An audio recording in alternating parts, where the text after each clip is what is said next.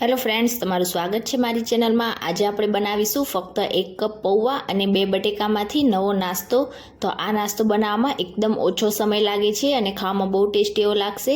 આ નાસ્તાને બનાવીને તમે બાળકોને લંચ બોક્સમાં પણ આપી શકો છો। આ નાસ્તાને તમે ટોમેટો કેચઅપ સાથે સર્વ કરશો એટલે ખાવામાં બહુ ટેસ્ટી એવો લાગશે। તો ચાલો એકદમ ઝટપટ બની જાય તેવો પૌવા અને બટેકાનો નવો નાસ્તો બનાવવાનું શરૂ કરીએ।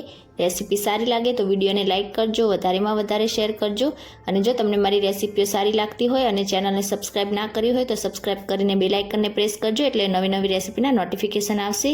તો ચાલો બનાવીએ। તો સૌથી પહેલાં તો આપણે બાઉલમાં 1 કપ પૌવા ઉમેરીશું। તો જે રેગ્યુલર બટેટા પૌવા માટે આપણે પૌવાનો યુઝ કરતા હોઈએ છીએ તે જ પૌવા આપણે લઈશું અને હવે તેમાં પાણી ઉમેરીશું અને લગભગ 2 થી 3 વાર આપણે પૌવાને એકદમ સારી રીતે વોશ કરી લઈશું એટલે તેમાં જે કંઈ ડસ્ટ હશે તે બધું જ દૂર થઈ જશે। તો અહીંયા પૌવાને મેં લગભગ 2 વાર સારી રીતે ધોઈને બધું જ પાણી નિતારી લીધું છે। હવે આપણે તેમાં ક્લીન પાણી ઉમેરીશું। તો પૌવાના ઉપર થોડુંક પાણી રહે એ રીતનું પાણી તમારે ઉમેરવાનું છે। આ રીતે આપણે થોડાક પાણીમાં પૌવાને પલાળીને 10 મિનિટ માટે સાઈડ ઉપર રાખીશું એટલે આપણા પૌવા થોડીક જ વારમાં એકદમ સરસ સોફ્ટ થઈ જશે। તો આ રીતે પૌવાના ઉપર થોડુંક પાણી રહે એ રીતે તમારે પાણી ઉમેરવાનું છે। તો 10 મિનિટ માટે આપણે તેને સાઈડ ઉપર રાખીશું। તો લગભગ 10 મિનિટ પછી તમે જોઈ શકો છો આપણા પૌવાએ બધું જ પાણી એબ્ઝોર્બ કરી લીધું છે અને થોડુંક જ પાણી તેમાં બચ્યું છે। તો બીજા બાઉલ ઉપર આ રીતે આપણે મોટો ગણો રાખીશું અને હવે આપણે પૌવાને આ રીતે ગણામાં ઉમેરી દઈશું। તો આ રીતે બધું જ પાણી નીતરી જશે અને પૌવા આપણા સોફ્ટ થયા હોવાના લીધે હજી પણ તે વધારે ફૂલશે।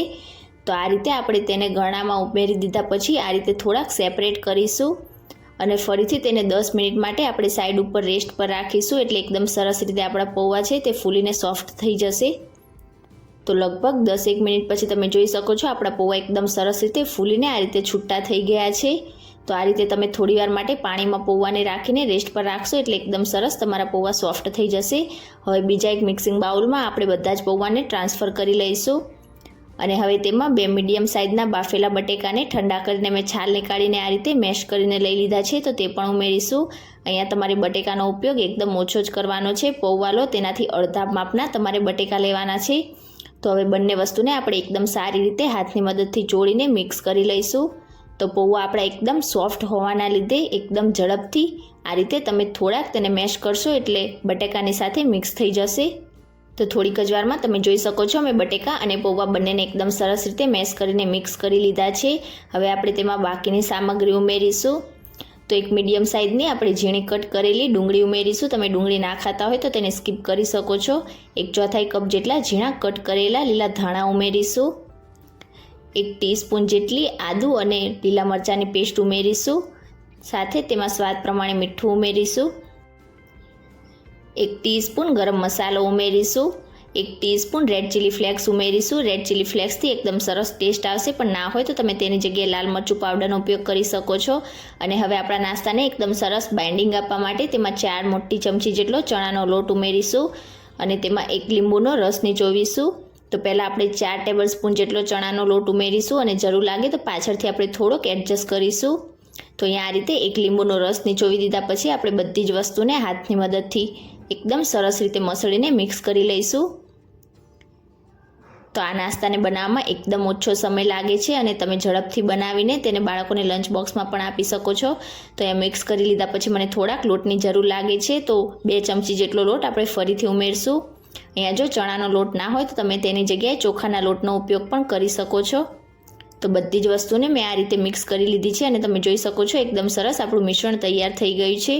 તો હવે આપણે હાથને વોશ કરી લઈશું અને આ રીતે બંને હાથમાં આપણે થોડુંક તેલ લગાવીશું અને જે મિશ્રણ બનાવ્યું છે તેમાંથી હવે આપણે મીડિયમ સાઇઝનું થોડુંક મિશ્રણ લઈશું અને હાથ ઉપર રાખીને આપણે પહેલાં તો એક લૂ બનાવીને તૈયાર કરીશું અને ત્યાર પછી આ રીતે હથેળીની મદદથી આપણે થોડુંક પ્રેસ કરીને ટિક્કી જેવો આપણે શેપ આપી દઈશું। તો આ ટિક્કીને તમે કોઈ પણ શેપમાં બનાવીને તૈયાર કરી શકો છો। તમે કટલેટના જેમ હાર્ટ શેપમાં પણ તેને બનાવી શકો છો। જો તમને લાગતું હોય કે મિશ્રણ તમારું થોડુંક ઢીલું છે તો તમે થોડોક તેમાં લોટ વધારે ઉમેરીને એડજસ્ટ કરી શકો છો। તો અહીંયા તમે જોઈ શકો છો એકદમ પરફેક્ટ આપણી ટિક્કી બનીને તૈયાર થઈ છે।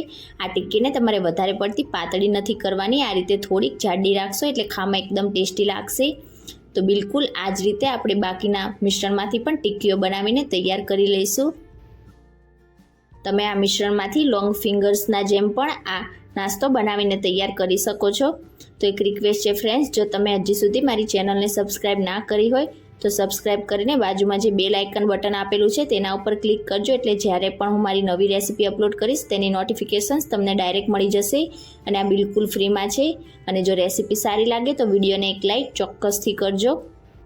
તો બિલકુલ આ જ રીતે મેં બધા જ મિશ્રણમાંથી ટિક્કીઓ બનાવીને તૈયાર કરી લીધી છે। અને આટલા માપમાંથી તમારી લગભગ 20 જેટલી ટિક્કી બનીને તૈયાર થશે। તમે નાની મોટી જે માપની બનાવશો તેના ઉપર ડિપેન્ડ કરશે। તો હવે આ ટિક્કીને આપણે ડીપ ફ્રાય નથી કરવાની, આજે આ ટિક્કીને આપણે સેલો ફ્રાય કરીશું। તો આ રીતે મેં પેનમાં 1 કપ જેટલું તેલ લઈ લીધું છે। અને હવે એકવારમાં પેનમાં જેટલી ટિક્કી સમાય એટલી તમારે ઉમેરી દેવાની। અને 2 ટિક્કીની વચ્ચે તમારે આ રીતે થોડુંક ડિસ્ટન્સ રાખવાનું, એટલે જ્યારે તમે ટિક્કીને પલટો ત્યારે એકદમ આસાનીથી તે પલટાઈ જાય। તો અહીંયા એકવારમાં જેટલી ટિક્કી સમાય એટલી મેં લગભગ પેનમાં 10 જેવી ટિક્કી ઉમેરી દીધી છે। હવે લો ટુ મીડિયમ ગેસની ફ્લેમ પર આપણે ટિક્કીને નીચેથી લાઇટ બ્રાઉન કલર જેવી થાય ત્યાં સુધી થવા દઈશું। આ ટિક્કીને તમારે તરત નથી પલટવાની, તો લગભગ 3 થી 4 મિનિટ જેવો સમય થઈ જાય એટલે આપણે હવે ટિક્કીને પલટીશું। તો એકદમ હળવા હાથથી તમારે આ પ્રોસેસ કરવાની છે। આ રીતે હળવા હાથથી તમે ટિક્કીને પલટશો એટલે એકદમ આસાનીથી તમારી ટિક્કી પલટાઈ જશે।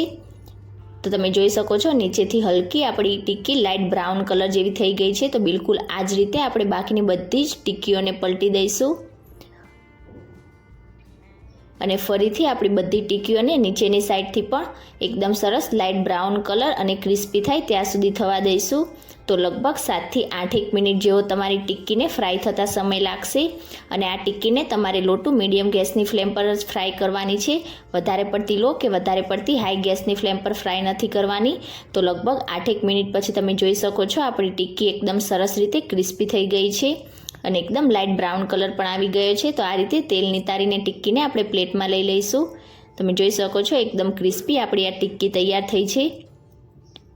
તો બધી ટિક્કીને આપણે આ રીતે તેલ નિતારીને પ્લેટમાં લઈ લઈશું। અને જે બાકીની ટિક્કી છે તેને પણ આપણે આ જ રીતે સેલો ફ્રાય કરીને તૈયાર કરી લઈશું। અને ગરમા ગરમ ટિક્કીને આપણે સર્વિંગ પ્લેટમાં સર્વ કરીશું। તો તમે ક્યારે આ રીતે ફક્ત 1 કપ પૌવા અને 2 બટેકામાંથી ક્રિસ્પી નવો નાસ્તો ના બનાવ્યો હોય તો એકવાર આ રેસીપી જરૂરથી ટ્રાય કરજો, બાળકોને બહુ જ પસંદ આવશે। આ નાસ્તાને તમે બાળકોને લંચ બોક્સમાં પણ આપી શકો છો। ટોમેટો કેચઅપ સાથે આ નાસ્તો બહુ જ ટેસ્ટી લાગશે અને એકદમ ઓછા સમયમાં બની પણ જાય છે।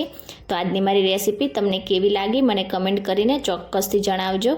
રેસીપી સારી લાગી હોય તો વિડીયોને લાઇક કરજો, વધારેમાં વધારે શેર કરજો અને ચેનલને સબસ્ક્રાઈબ કરીને બાજુમાં રહેલા બેલ આઇકન બટનને પ્રેસ કરજો, એટલે નવી રેસીપીના નોટિફિકેશન આવશે।